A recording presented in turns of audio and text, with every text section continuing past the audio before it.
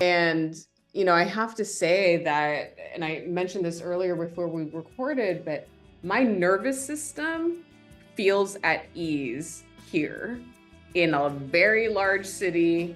Like everyone's kind of in flow. It's really, really interesting to observe what I'm noticing just around. And so I guess my pondering for myself, for all of us, for those listening, is what does wellness and balance and integration and looking at our holistic lives, how can we make that meaningful for each and every single one of us? What does that look like? And how do we step outside of our normal comfort zone in order to grow as human beings and as global citizens of this world and of this universe?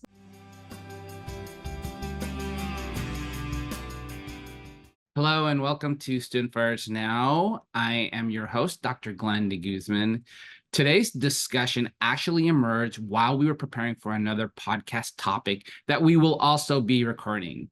This topic, though, we felt was also worth sharing about. So we just decided to record another podcast on their experiences with work modalities and the type of work modalities and issues that resonate with them as student affairs and higher education professionals.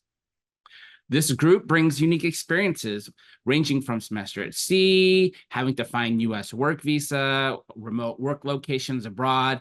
And I felt it would just be incredible to record this, what will be organic conversation as they explore their experiences and the opportunities they've had and are starting to discover is now possible in their work. So to me, when an interesting topic emerges organically, one of the cool parts of my podcast role duties is if I get curious, I get to ask more questions. I'm lucky that this panel has agreed to record this, and I believe it will spark good conversation with others. So let's get started. Student Affairs Now is the premier podcast and online learning community for thousands of us who work in, alongside, or adjacent to the field of higher education and student affairs. We release new episodes every Wednesday. Find details about this episode or browse our archives at studentaffairsnow.com. This episode is also sponsored by Rutledge, Taylor, and Francis. View their complete catalog of education titles at rutledge.com/education. This episode is also sponsored by Huron, a global professional services firm that collaborates with clients to put possible into practice. As I mentioned, I'm your host, Glenn Guzman. My pronouns are him and his, and I'm the Associate Dean of Students and Director of Residential Life at UC Berkeley, and I'm recording today from Livermore, California, on the unceded land of the Ohlone people. So let's get started. Yes, hello. To whatever day you're watching this on YouTube and or listening to this on a podcast. My name's Nick Fonders, he, him pronouns. I'm joining you all from the Chicagoland area, which is on the unceded lands of the Tribe of Three Fires, along with several other indigenous cultures. By day, I work at the University of Chicago as the Director of Professional and Career Development for the Harris School of Public Policy. By night, I am a doctoral candidate at Colorado State University in the Higher Education and Leadership Specialization Program. That's me. I'll pass the talking stick to Kamal. Sound good? Sounds good. Hi, guys. My name is Kamal Singh. I use she, her pronouns. I recently just graduated with my master's from Northern Illinois University with my master's in higher education and student affairs. I'm sorry, my voice is raspy. I had a concert last night. It was amazing. That was my graduation gift to myself, and I lived my best life. So I'm coming back from that. But yeah, working. I currently am still working as a graduate assistant for desk operations and development for our residential life at NIU. And yeah, I'm happy to be here, and I'm really grateful for this opportunity. Phenomenal. Gudrun. Sure, I'll jump in. Hi, everyone. My name is Gudrun Jung. I use she, her pronouns. I'm an assistant professor of higher education at Northern Illinois University. So I had the honor of teaching Kamal in her capstone course, which is the funnest class of them all, right? Best. And yes, right? And yeah, Northern Illinois occupies the homeland of the Anishinaabe peoples, also known as the Council of the Three Fires. But today I'm actually joining you from Bregenz, Austria, where I'm visiting my family with my kids. Oh, from Austria to Emlyn, where are you located right now? Hi, everybody. My name's Annalyn Cruz. I use she, her pronouns. I'm in Valencia, Spain. That's where I currently am. I've been here for this is what happens when you travel abroad. I'm like, how many days have I been here? What day of the week is it? I think I've been here for about a little over a week and a half, and I am not ready to leave. That's what I was telling folks on the call, that I am really seeing the beauty and the experience of living abroad, and not just like hopping from place to place. Like, I specifically wanted to just stay in Valencia and go deeper with this particular city and meet people around here. And I just said, I was like, the intention and commitment that I made today was, I'm coming back here. I'm going to learn Spanish. I want to have a longer experience of this. And it's just got me to totally rethink what my future could possibly look like and be. And let me stay with you for a second, because I know that your journey in student affairs or higher education, it's been a twisty, windy road for you. And there was a period of time where you left the traditional roles working in higher ed, and then took a role where you were traveling. If you can share a little bit about more, like, what did you learn about traveling and working abroad, and seeing its intersection with folks maybe in our field of student affairs who might want to do something similar? Yeah. Well, I guess I forgot to mention, I was so excited about the travel. I didn't mention what I currently do. So I do have my own business. It's called Grounded in Wisdom. It's a coaching, speaking, and facilitation business that I focus on. And I also have a full-time role with the University of California, San Francisco. So I have made sort of an interesting, I don't know if it's a complete boomerang. It feels different because it is on the healthcare side of things, not just your traditional higher ed university. But Gudrun and I did Semester at Sea. We were both resident directors 12 years ago, which I cannot believe. And I think that was one of my first sort of opportunities to start seeing the world truly and living in a global context. And Semester at Sea is different, right? You're not in one particular place for a long amount of time, but it really got me to start thinking more deeply and just accessing parts of the world that I didn't know truly like existed. And when I think about, having done Semester at Sea and then leaving the traditional higher ed path to focus more on learning and development and leadership development for, at the time, folks in student affairs over at UC Berkeley, and then moving on and doing the corporate thing for a few years, I think what I've and been able to travel in that space too, it's such a privilege and it's such an opportunity that I think everyone should go and do if they have the ability to do so. I think it just makes me feel like not only am I a global citizen, but I'm also like this little speck of stardust in the universe, if I could get, really woo about it. But it truly makes you feel held by something bigger. And I'm recognizing while I'm here in Spain that I don't get to feel that a whole lot when I'm back home in the Bay Area.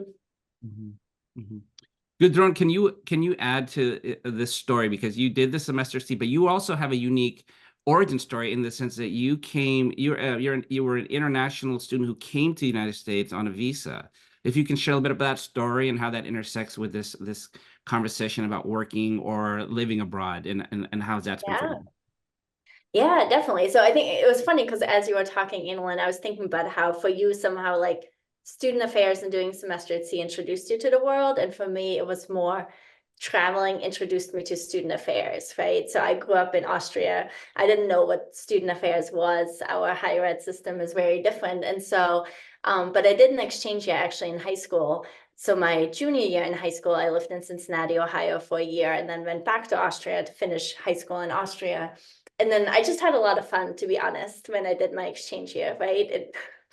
It was actually easier in terms of the schooling and like the classes and everything. And so I got involved in lots of things, like I was in drama and choir and all these other things, right? And I was like, this is a lot of fun. I want to do this again.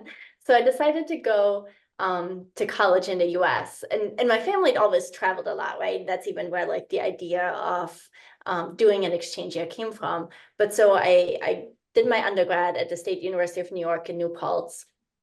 And at the time, still planning on like studying journalism and then potentially coming back to Austria, or not really sure what I was doing. And then as the story goes, right, for so many of us, I became a resident assistant. I got involved on campus, and then I learned about what student affairs was, and I was like, oh, I love doing this, right? And I love doing this more than the journalism thing that I was studying. And so I was like, let me get into student affairs, and then got my master's at the University of Connecticut.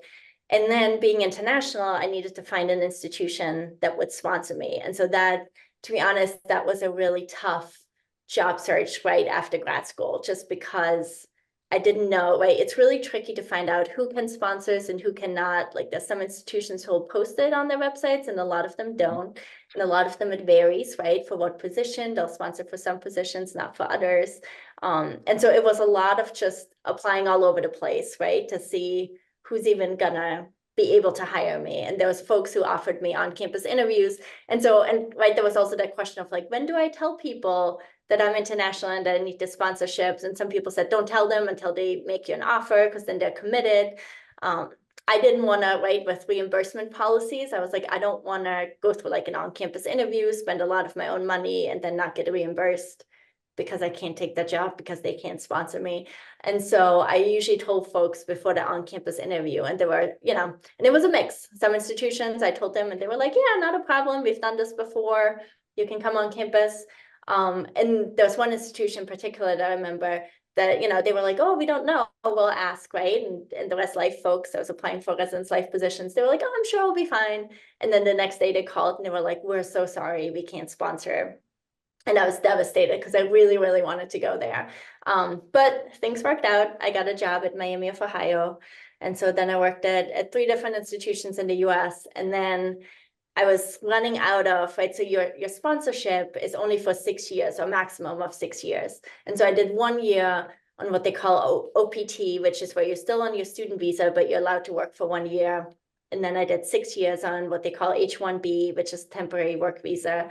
And after 6 years, it's done, right? You can't extend it anymore. And so I was getting to the end of these 6 years, and I was working at UConn at the time. And so I asked them if they could sponsor me for a green card, and they tried. The department really tried and did whatever they could, but it turned out they just weren't able to go through with the sponsorship. And so I knew I would have to leave.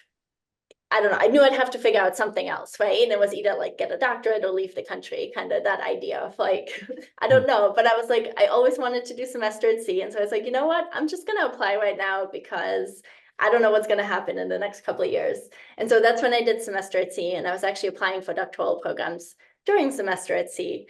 As Annalyn will remember, I was stressing out about those applications the whole voyage. And yeah, and then so after semester at sea, I went back and I did my doctorate, and then actually took a year off during my doctorate because of some immigration stuff, was back in Vienna, Austria, and worked for a year at Webster University's French campus in Vienna, and then went back, finished my doctorate. I managed to meet someone, and so I got married. I got a green card through marriage, which was not the plan, but worked out. And then after that, I started my faculty career. Wow, that is an incredible journey, and it has taken you to many different places and given you sort of experiences both in the United States and just internationally. It makes me think about, you know, part of my story back in the 90s, late 90s.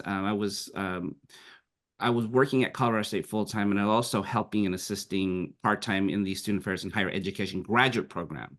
In that program, I was able to take a couple of cohorts of students to Belize to travel internationally. And we would go up and down the country and visit various higher education institutions, learning about how they do higher education, and more specifically, how student affairs was being developed in Belize. And so now, we fast forward today and seeing how multiple graduate programs offer these type of trips and experiences, really to expose graduate students to different to how student affairs looks like internationally. So Kamal, you're a graduate student right now. I'm curious to hear more about your thoughts on, have you thought about, obviously, when you graduate, is working internationally something that's brought up in your graduate program? Do you think about it? If you think about it, what are some of the things that you think about if you were to pursue something like that? For sure. I don't think there's like a major conversation of doing work outside. Like in my program, there wasn't a direct conversation about like, oh, you can work like internationally or stuff like that. It wasn't that. So I think that if that was talked about, that'd be really cool. Because I know there's a lot of students in my cohort that love to travel, that love to go different places and learn and work. So I think that would be a great opportunity if we can incorporate that into our program. But also just for me, I've been born and raised in the US, and I've traveled internationally. I have family that's still in India. My dad and my grandfather actually had a place built when I was younger, and we go there all the time to visit whenever we can. And I think the biggest thing for me is safety. If I know that I'm safe and if I know my family's going to be safe, I wouldn't mind going and traveling. I feel like right now, India is a place that is very rural, especially the place I come from. I come from a very, very small village from Punjab, and it's a very rural space, and I love it. It's calm, it's quiet. There's no internet. It's amazing. But when it comes to like safety, that's the biggest thing I worry about. A majority of family members in my family are women. So that's just the thing that really comes to me, is like making sure that I'm gonna be safe, and if I'm gonna take my family out there one day when I have a family, because my family gonna be safe. But I think that'd be a great opportunity, incorporating what I've learned in these programs in my years of education in the US and taking that forward in to different places like India. Like Gudrun is saying, the education is so different when it comes to the US. I remember a couple of my cousins came when they came over, because my parents sponsored a bunch of their family on their side. And when they came, they're like, damn, this is what you study? This is so easy. Imagine doing math and science in India. Like, it's intense. So it's a very, very vast difference of how they teach, how they learn, what they value there. So I think that would be a very, very interesting intersection to have. It's like, we're very much so proper. I'm going to say that we're very much so proper in the United States. There's some gray lines when it comes to like education and safety and stuff in international spaces. So I feel like it would be a great challenge. First of all, it would be a great challenge to decipher those, and also like trying to work through and figure out a balance, I feel like. But it's always been a thought. I think it'd be great to work internationally, but I think the family piece is very, really big and heavy for me. Right, right. I know that working internationally, I know, or at least trying to partner internationally, I know that, as a member of ACPA, I know that we once had our national conference in Montreal. And I thought that was really cool, working very closely with the Canadian version ACPA. Shout out to Jen Hamilton out there. So I think about, oh, that would be really cool to work internationally. But I know one of the hurdles oftentimes historically would be like, how do you do that? Like, especially but technology has moved us along so quickly. And it's even to this day, work modality now has become something that we're offering people, like, to work remote and to, work remote from different cities. And that's a big thing, particularly post-pandemic. Nick, you're hearing sort of like the different stories here, potentially graduates working, looking for work externally, internationally, people coming from other countries and learning about student affairs, and people going abroad and working abroad. I know that you spoke a little bit about work modalities and the type of factors or variables that are needed to potentially pull this off. maybe you can speak a little bit about that. Happy to. I mean, I think first want to express gratitude for everyone in this space being very authentic and sharing your, true stories and your real stories. From a work modality standpoint, I will get to it, but I think what I'm really called to respond to is Gudrun's story about how she had to think about budgeting her own money for travel, for interviews and search processes. And, some things have changed and some things have not, but absolutely a plug to say to anyone that's listening as an advocacy lens, you can prompt, if not negotiate, for reimbursements for any expenses you incur for on-campus or on-site interviews. Like, it's okay to ask those questions. I would say that's all born out of the same both work modality point, Glenn, and what I'm saying now. People don't know what they don't know, and I find it really poetic that nobody goes to school to get a bachelor's degree in hiring or employment methods, but once you leave your degree or degrees, you have to be involved in hiring in some mechanism, and everyone thinks they're really good at it, and some people are. And I would argue a lot of people have a lot of space to learn how to be more inclusive and more effective in creating space for not just work modalities, but recruiting talent that's best for the job that you need to get done. So I think in terms of that space, there's a real tension with where you live and where you work and what relationship those two concepts have. At the end of the day, if you're able to tell a story about your skills, I've found that most employers say, yeah, if you can do this job, I've been doing 3 full-time jobs for the past 8 months / 2 years / since the pandemic began. It's just great to have someone that has the skills to do it. I don't care where you work as long as you are effective in this space. Then there are other people, particularly in higher education. I think there's a very on-site, if not born out of neoliberalism and colonialism lenses of like, be here because like here is where the magic happens and here's where students are. And what I can tell you from my full-time work is there's almost a poetic 50-50 split of appetite from our, I work with graduate students primarily at the policy school at University of Chicago, 50-50 split of their preference to be on site for a one-on-one career coaching session or to be virtual and have that flexibility, especially with a very prominent international citizenship base who might be going home or might need to travel or might be doing something different, and just really appreciate that equity that comes from equal size screen spaces in a Zoom versus I'm in this space where there's power that I have to account for because I'm the student and you're the coach. So there's a lot that I think, unlearned and relearned starting with quarantine. And for now, I think, the 4 questions that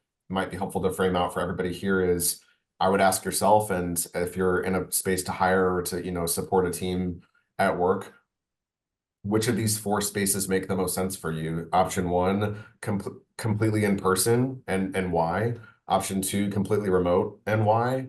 Option 3, hybrid, and that's the most complex, I think, so far, because is that 3 of the same days each week that really gives people both flexibility to plan around life happening and schedule doctor's appointments and childcare and different, variables? Or is it just as long as you're in 3-ish days a week and it's all the work is getting done, we're good? And then the question that after that first round of work modality assessment with our policy students, we added was, I don't know. And that wasn't a poor reflection on the survey participant or the student themselves. It was more a reality of nobody really knows how to approach a work framing in a way that feels both current and sustainable for the work that needs to get done. So it's okay to say, I don't know, because when we have that data and we can see that that's across, different sectors, private, nonprofit, government, and it's a plurality of responses, it begs a bigger question of how do we create spaces for work? And I guess to, bring this back full circle, where should we be doing this work and making sure that there's community, because people leave when they don't feel like they're connected to both, their work and their people. And also, it's okay to have a couple weeks in Valencia and let Annalyn go to the Mercado and get that cultural immersion and experience, because that changes your perspective immensely. So I think that's my gentle TED talk in terms of like sort of responding to part one. And I think Kamal, you know, hearing your story about India, it's just thinking about two different countries to contrast the United States sort of lens. Right now, present day, you know, in May of 2024, India research on India visas for incoming students to be in a graduate program in the United States can take up to 200 days. So if they're getting admitted in May and trying to be here in August, they may not have a visa, you know, to ensure that. And what happens then? Do we defer? How do we support that process when that governmental, you know, policy and you know, reality is a little bit out of our hands? If not, it's completely out of our hands. But we want to be helpful. And for those that haven't followed Dr. Nicholas Straub, he's doing awesome research on mobility of visas in Kosovo specifically. So both from like a troubled country economically and a need to really think about who in other countries goes to that country to be, you know, agents of higher education and change, and honoring the people that are there that have citizenship lenses. Like that's all pieces that we need to account for, and that's really complex. So my biggest question is always, how do we keep that clear? How do we keep that simple? And how do we keep that conversation really grounded as we make decisions on where we work and who we work with? If you don't mind me jumping, I totally agree with you, Nick. I feel like the biggest thing is that information is not being fed appropriately and on time. I feel like we want international students to come in as soon as they can. We want their money, we want their finances, but information is not being transparent enough. And I feel like that's the biggest stressor that there is, like you said, like they get accepted in May. When are they going to be able to obtain that visa and be able to start their education? So I feel like those transparencies are so necessary. So thank you for touching on that. Phenomenal. I want to pivot to go back a little bit to this idea of work modality and where we're at now. Annalyn, you've traveled. You know, you travel a lot, and I've seen you take calls. I've seen you in spaces where you've been in meetings in different locations. Can you speak to workshops? Workshops. I've seen you lead pieces effectively. And what's that experience like connecting, working? Because you oftentimes you're not in the office per se. You're in different locations. I mean, Spain now, Hawaii. I've seen you in many different spaces and places. Mm-hmm. I think part of it, again, is that reimagining what work could look and feel like, right? And then having leadership managers, you know, within my own business to, again, not limit ourselves, but to think beyond what we normally have been doing. And so it could be a little bit challenging. It's like, okay, this is what I have to work with. Here's my background, you know, and just making sure we're on the right time zone. But I totally believe it's possible if we, again, you know, sort of to Nick's point earlier of, are we thinking about work in the same ways that we always have in the past, and why? You know, why do we want to necessarily go back to how life was pre-pandemic? Because folks have changed, right? Like, I know that the current job that I'm in used to be fully in person, and now we're a remote team and we do show up for trainings in person, but I have planned my calendars around those events, you know? And I think if we could, you know, it's probably easier said than done, but at the same time, I think that there are other opportunities that various organizations, companies, you know, perhaps in student affairs, where we could think a little more creatively about what work can look and feel like. And then think about the employee engagement that would happen if we allow more work-life balance, integration, however way you want to name it.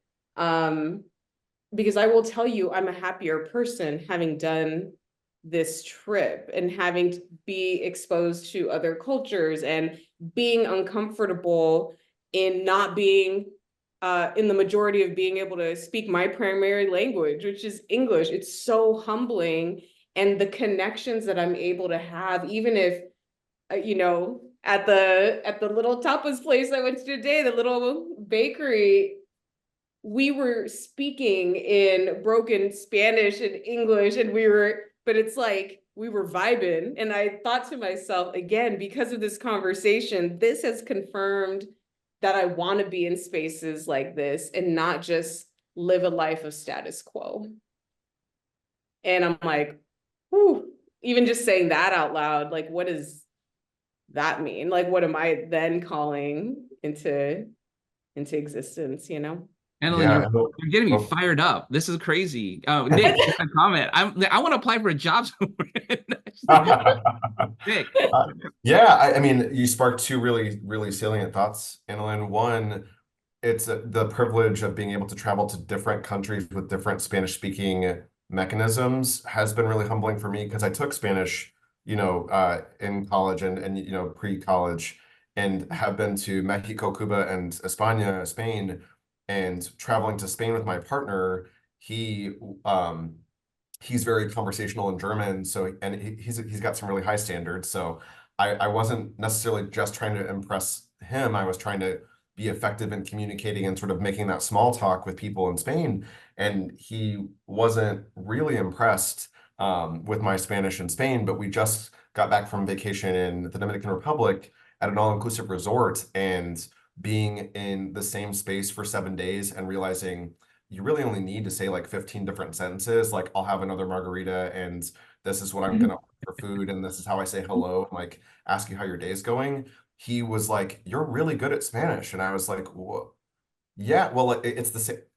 Like the practice and the concrete, prompts are very clear to me. So I'm more confident, I'm more comfortable, and I'm more aware of how to account for different conversation types and like what connection really feels like in a conversation. And when I think about work modalities, as a raging introvert who knows it's an extrovert's world, I sure super unlearned in the pandemic the art of small talk. And I typically speed right to like, who are you? And like, what is your, deepest secret that I can like honor and support you so I can know you and like reciprocate. And there are so many, I think the phrase I hear a lot is water cooler mechanisms of in-person work.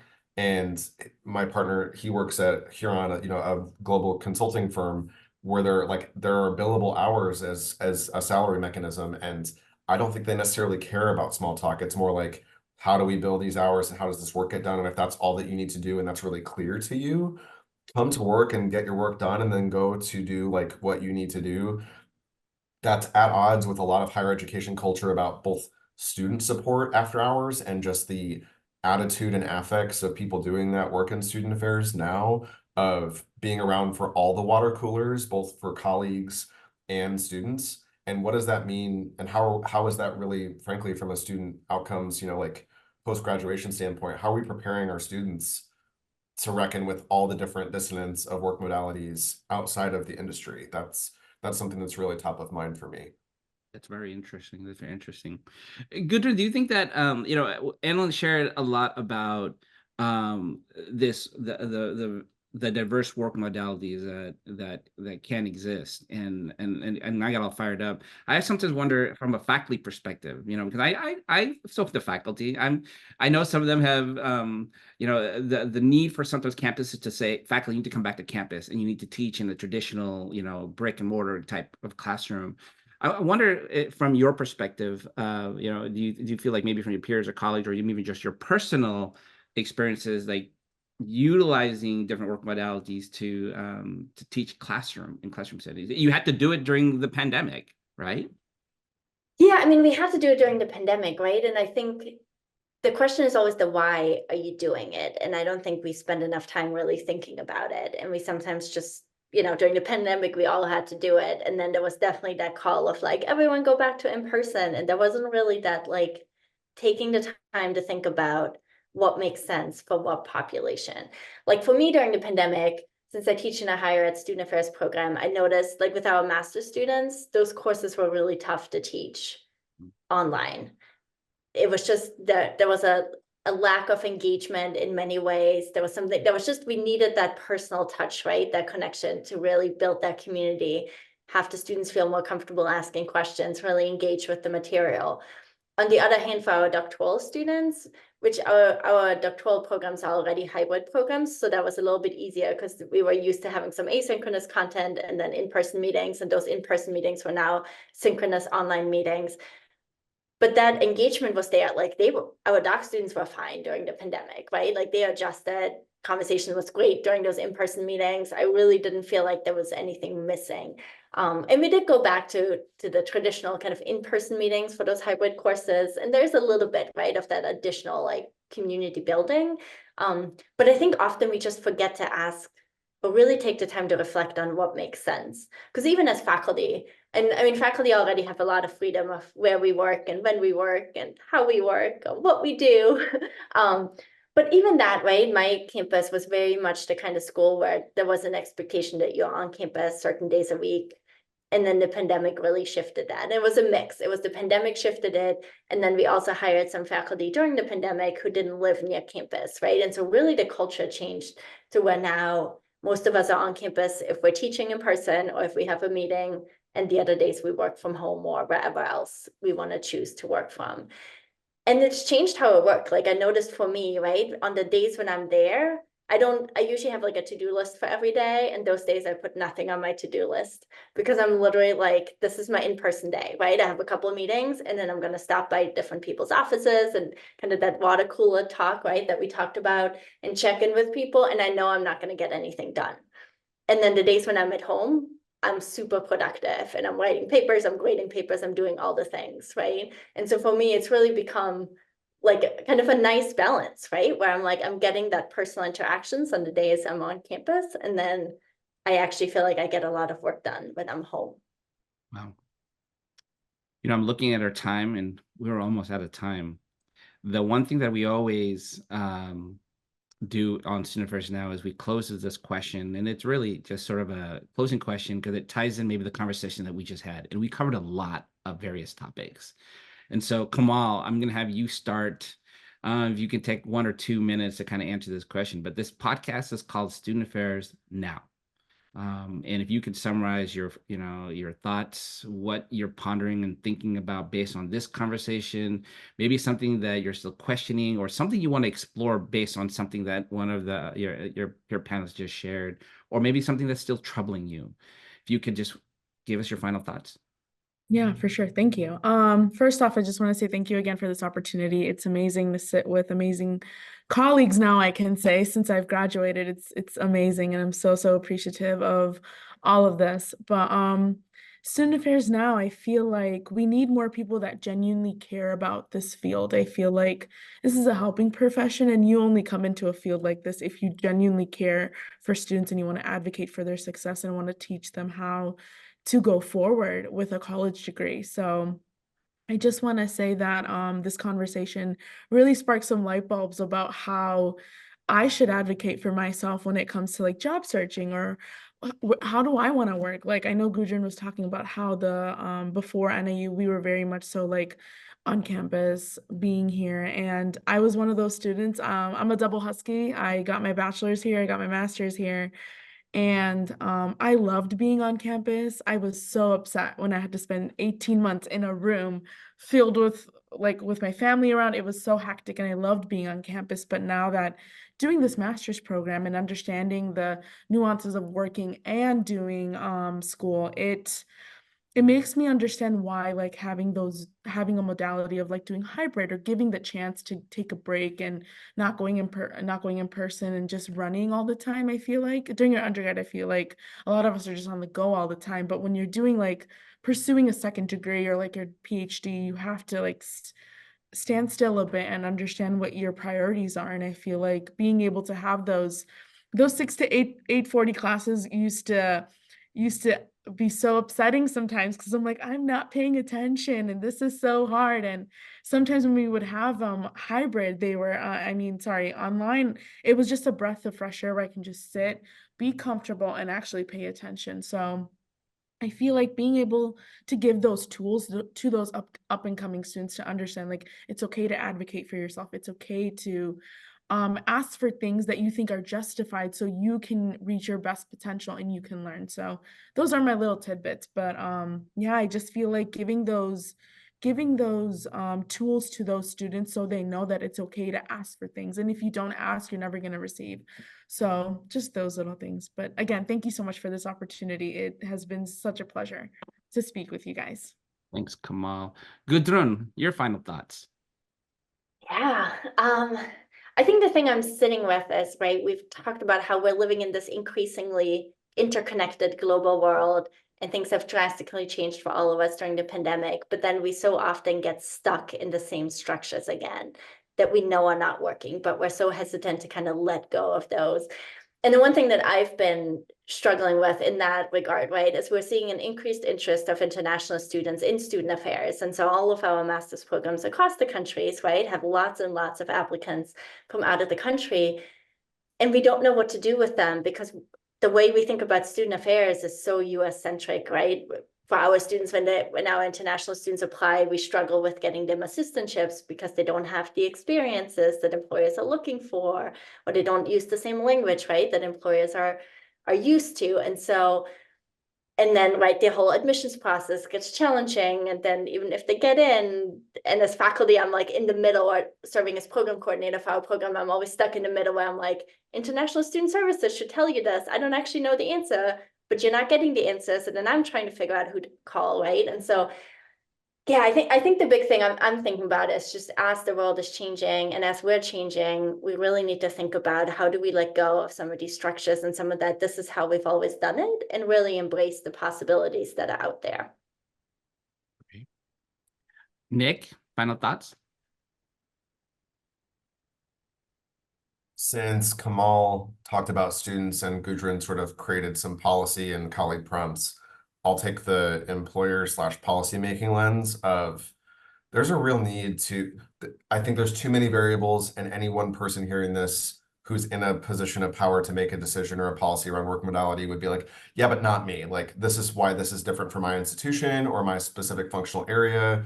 So I hear you, trying to channel my Jean Grey X-Men telepathy, with those notions. And I would say, why can't we though have more universal narratives around where you work and what that looks like in a process before a hiring offer is made and before a decision to accept that offer happens for a job candidate, so that everybody feels clear and consistent on where the work gets done, and you can really focus on the quality of work instead of all the parameters of work. Because I think 90% of how work is being done, especially hearing Gudrun's talk about how, like the to-do list is different based on an in-person day versus a remote day, begets constant analysis paralysis, if you will, of like, how am I waking up and spending my day? And if we can clarify that by just being a little bit more thoughtful and a little bit more deliberate, everybody's going to have a much more deliberate, I think, approach to, frankly, student success and student affairs now, TM, and being a better colleague in terms of when I respond and how I qualify my responses. Because I'm kind of over the like, I'm sick, or here's the excuse, or here's the truth about like why this can't happen this way right now for me. Like, it should be converted out of excuse land and more into, let's humanize this work, so that it isn't such a neoliberal notion that it's all about those billable hours, if that's not who we are as an industry. Wow, thank you for that. Annalyn, why don't you close us out?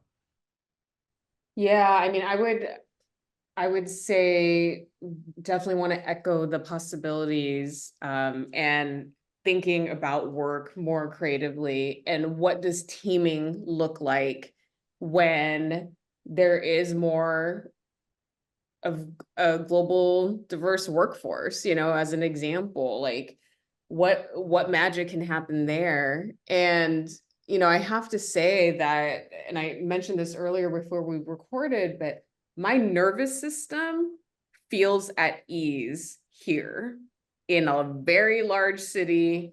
Like, everyone's kind of in flow. It's really, really interesting to observe what I'm noticing just around. And so I guess my my pondering for myself, for all of us, for those listening, is what does wellness and balance and integration and looking at our holistic lives, how can we make that meaningful for each and every single one of us? What does that look like?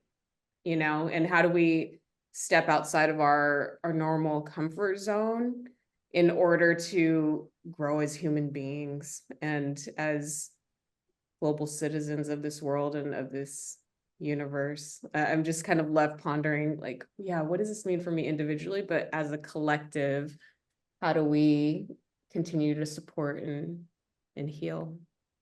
So that's what I'm thinking of. That's a great way to end this podcast. This has been a terrific conversation, and I think I'm walking away with more questions and wanting me to explore. I'm curious about additional things that you all shared, so I appreciate you helping expand even just sort of my understanding and awareness of certain things. So thank you for all of that. Thank you, Nick. Thank you, Annalyn. Thank you, Kamal. Thank you, Gudrun, for this excellent episode. I want to thank our sponsors for today's episode. Routledge, Taylor and Francis is the world's leading academic publisher in education, publishing a wide range of books, journals, and other resources for practitioners, faculty, administrators, and researchers. We have welcomed Stylus Publishing to our publishing program and are thrilled to enrich our offerings in higher education, teaching, student affairs, professional development, assessment, and more. Routledge is proud to support Student Affairs Now.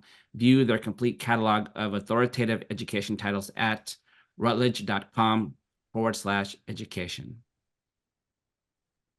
Huron is a global professional services firm that collaborates with clients to put possible into practice by creating sound strategies, optimizing operations, accelerating digital transformation, and empowering businesses and their people to their own future.